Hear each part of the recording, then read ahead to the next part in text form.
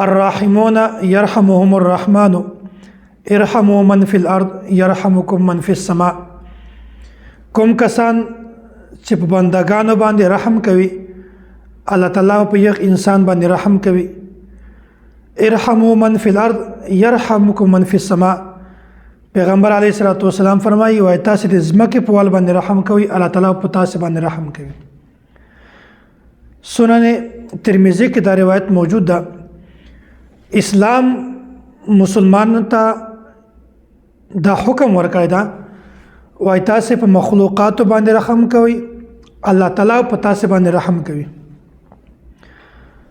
وای د الله تعالی سره د محبت بنیادی ذریعہ دا ده چې تاسو د الله تعالی د مخلوقات سره محبت شروع کړئ.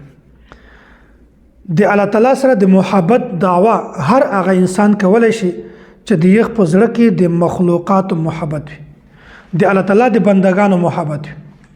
صحیح بخاری کې د واقعا نقل شوی ده و مخته امتیانو کې یو خزه و هغه د پیغمبر کلمه ویلې و عقیده یې صحیح و خود دې اعمال بالکل نو ګناهګار و فاسق و فاجر و دغه غټه ګناهګار و.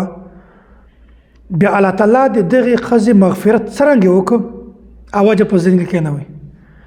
دا یو ورځ په لار باندې تیرېدله بیا په لارې ګوري چې یو سپی د هغه د تندې د وجې نه د خپل ځمکه څټي په ژو باندې څټي. بیا دا راغله او هلته نږدې یو کوهی و خپلې پښو نه یې موزې وایستې د چمړې والې دا راوایستلې او کوهي ته واچولې کوهي نه په هغه کې اوبه راواخیستلې هغه سپي ته یې ورکړلې.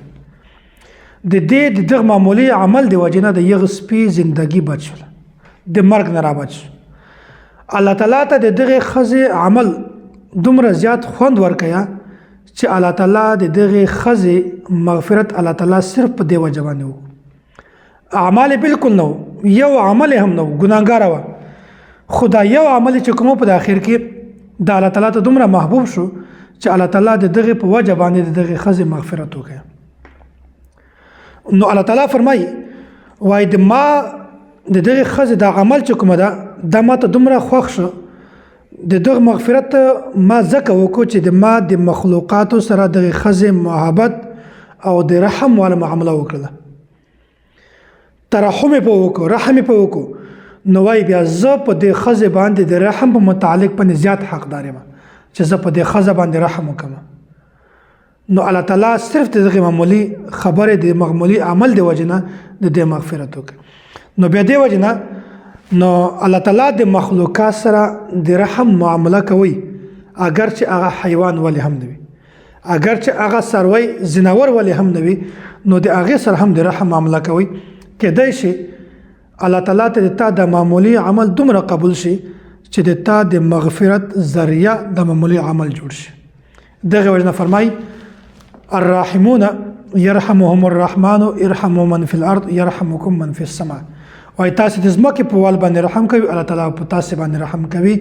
که غواړئ چې الله تعالی په موږ باندې رحم وکړي بیا د زمکه په وال باندې رحم شروع